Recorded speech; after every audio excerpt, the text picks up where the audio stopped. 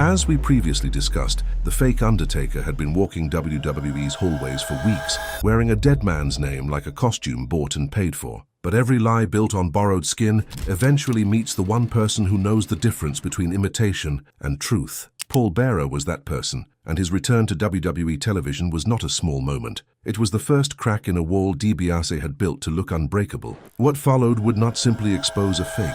It would drag the real Undertaker back from wherever he had been hiding and force the entire wrestling world to confront the difference between a legend and a lie. Now we open the truth. Far away from the lights and noise of the arena, in a place the cameras had quietly cut to just moments before, Paul Bearer stood alone at the edge of an old, fog-covered graveyard. He carried no urn this time, no golden vessel to raise toward the sky. He carried only a shovel, his black suit dusted with dirt, his face set with the kind of grim determination that came from a man who had waited weeks for this exact night. He had said nothing to DiBiase, nothing to Lawler, nothing to anyone. While the world believed the Undertaker was gone for good, Paul Bearer had been coming to this same graveyard, night after night, standing over a single unmarked plot, waiting for a sign that never came, until tonight. The organ note swelled louder in the arena as the camera lingered on him, and Bearer looked directly into the lens, his voice trembling with something between grief and triumph, as he told the world that the real Undertaker had never truly left them. He had only been resting. Back in the ring, DiBiase's smile had begun to falter, his eyes darting toward the nearest monitor as the unmistakable sound of Bearer's voice bled into the arena's sound system. The shovel struck something solid, wood. Bearer dropped to his knees, clawing through the last layers of soil with his bare hands, his breathing ragged, his eyes wide with a desperate mixture of fear and hope. The crowd in the arena had gone almost completely silent now. Thousands of people holding their breath together as the broadcast cut back and forth between DiBiase's stunned expression and Bearer's trembling hands pulling open the lid of a plain wooden casket buried deep beneath the graveyard floor. And there they stood in the middle of the ring, Ted DiBiase, arms spread wide with that familiar smirk of a man who believed he had already won, and Jerry Lawler beside him, holding a microphone like a weapon, ready to mock everything the Undertaker had ever represented. Lawler had never hidden his contempt for the Deadman, and now with DiBiase's creation standing in the wings, he finally had the ammunition to say what he had wanted to say for years, that the Undertaker was nothing but a trick, a costume, a story that could be bought and rewritten by anyone with enough money. DiBiase took the microphone next, and his voice carried the same cold confidence that had defined his entire career. He reminded the crowd of his oldest and most dangerous belief, that everybody had a price, that nothing in this business or this world was truly sacred, and that even a legend as untouchable as The Undertaker could be replicated, controlled and owned by the man willing to pay for it. He said it slowly, savoring every word, because as far as he was concerned, he had already proven himself right. Then the lights dropped completely. The fake Undertaker walked toward the ring exactly the way he had been trained to, slow, methodical, eyes fixed forward with that same distant, hollow stare. DiBiase's smile widened as his creation climbed the steps and entered the ring, standing beside him like a prized possession, finally put on display for the entire wrestling world to see. Lawler could barely contain himself, laughing into the microphone, telling the crowd to look closely, to really look, because this right here was proof that the Undertaker had never been anything more than an illusion, a name and a costume that DiBiase's money had simply repossessed. The crowd's reaction was a strange, uneasy mixture of boos and disbelief, the collective sound of thousands of people trying to convince themselves that what they were watching couldn't possibly be real. And then, the moment Paul Bearer's laughter echoed through the sound system, the real Undertaker emerged from the entrance, still moving with the same deliberate, unhurried pace, but there was something different in him now, a rawness, an edge, as if 4 years of legend had been stripped down to something more dangerous and more personal. His eyes locked onto the ring, onto the man wearing his name like a stolen coat, and the crowd's roar became deafening as he made his way down the ramp. DiBiase scrambled backward, shouting instructions that nobody in that ring was in any position to follow anymore. The fake Undertaker turned to face him, and for the first time since DiBiase's creation had walked WWE's hallways, the illusion cracked completely. Standing side by side with the real Deadman, the bell rang and the two Undertakers collided in the center of the ring. The match was not long, because it was never meant to be a contest of skill. It was a correction, the real thing reasserting itself over a cheap forgery. The fake landed strikes that the real Undertaker absorbed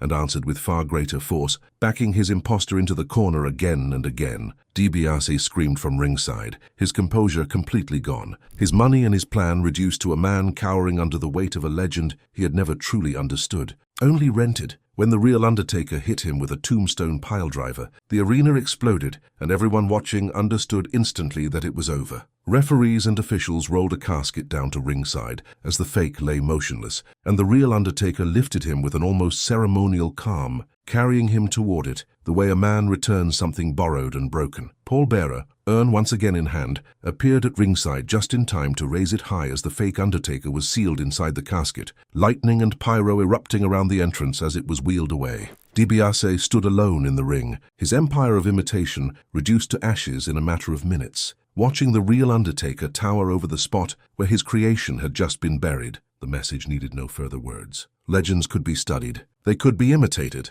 but they could never truly be owned, and the Deadman had just proven in front of the entire wrestling world exactly whose name that was. DiBiase never fully recovered the credibility he lost that night. His reputation as a man who could buy anything took a permanent dent the moment his most expensive purchase was exposed and destroyed in front of a live audience. Jerry Lawler, who had mocked the Undertaker so confidently just moments before the real one appeared, was left with nothing to say, his commentary in the aftermath carrying none of the swagger it had before the gong rang out. For the Undertaker himself, the entire saga became more than just a strange chapter in his career. It became proof in the most literal sense possible that his legacy was bigger than his body, bigger than any single match, and impossible to steal even by someone willing to build an entire deception around it. The fans who had once been unsettled by the sight of an imitation walked away instead with an even deeper belief in the original, their doubts replaced with something closer to reverence. But belief, DiBiase would soon prove, was not the same thing as surrender. Even as the arena lights came back up and the announcers scrambled to explain to viewers at home what had just happened, DiBiase was already backing up the aisle, his ring jacket half torn from his shoulder, his mouth moving in a way that no one at ringside could quite hear over the crowd. He did not look defeated the way a man looks defeated when he has run out of ideas. He looked defeated the way a man looks when the idea he had was simply the wrong one, and his mind had already started reaching for the next. By the time cameras caught up with him backstage, DiBiase had composed himself into something colder and more dangerous than the smirking showman who had walked to that ring an hour earlier. He told a passing interviewer, almost offhandedly, that he had made only one miscalculation that night. He had tried to copy a man, when what he should have built was something the Undertaker had never been designed to withstand in the first place. He said it without elaborating further. Brushing past the cameras toward the parking garage, his silence somehow louder than anything Lawler had shouted all night. Paul Bearer, still catching his breath at ringside, watched DiBiase disappear through the curtain and felt none of the relief he expected to feel. He had spent weeks preparing for exactly one outcome, bringing the real Undertaker home. He had not spent nearly enough time preparing for what a man like DiBiase might do once his first plan failed. Standing beside the real Deadman, urn still warm in his hands, Bearer allowed himself only a moment of triumph before the old instinct crept back in, the same instinct that had sent him to a graveyard alone for weeks on end, the sense that this story was not finished,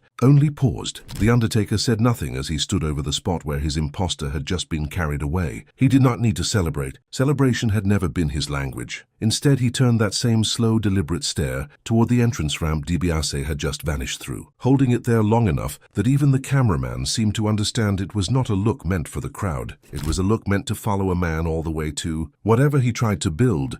Jerry Lawler's voice, once sharp with contempt every time the Undertaker's name came up, went quiet in the days that followed. He still called matches, still sat at the announce table, but the swagger that had carried him through DiBiase's charade was gone, replaced by something closer to caution. He had bet his credibility on an imitation, and the graveyard had made a fool of him in front of millions. DiBiase, for his part, did not appear on television again that week. Word backstage was that he had retreated to think, to plan, to find whatever it was he believed could succeed where his first attempt had failed. Whatever it was, everyone who had watched that graveyard scene understood one thing clearly. DiBiase would not walk away from this quietly. Men who believed everything had a price did not stop believing it just because one investment had failed. They simply started looking for a better one, and so the story of the Undertaker versus the Undertaker did not truly close that night, even if it felt in the moment like the final word had been spoken. Ted DiBiase had tried to prove that everything, even a legend, had a price. The real Undertaker walked out of that arena having proven the opposite, that some things cannot be bought, cannot be replicated, and cannot ever truly be buried. The fake Undertaker was never seen again. No retirement announcement, no unmasking, no closure of any kind. He simply vanished from every card. Every backstage rumor eventually replaced by a newer one, until the character dissolved into the same fog he had first emerged from. Some said DiBiase had paid him handsomely to disappear and stay silent. Others said he had been discarded the moment he stopped being useful, sent home with nothing but the humiliation of the casket and a non-disclosure agreement. The Undertaker himself was asked about it exactly once in a hallway by a reporter brave enough to push a microphone toward him. He said only that some men were built to wear a name, and some men were only ever renting one, and that the difference always showed itself in the end, whether anyone wanted it to or not. Paul Bearer stayed close to the Deadman in the days that followed, urn in hand at every appearance, though those who worked closely with him noticed he had grown quieter, more watchful. He told one interviewer that digging through that graveyard alone, night after night, without knowing if his faith would be rewarded, had taught him something about patience he hadn't fully understood before, that protecting something worth protecting sometimes meant waiting in the dark far longer than felt bearable. He said DiBiase had underestimated exactly one thing in his scheme, and it wasn't the Undertaker at all. It was the man who had spent years standing beside him, learning to recognize the truth even when it was buried 6 feet down.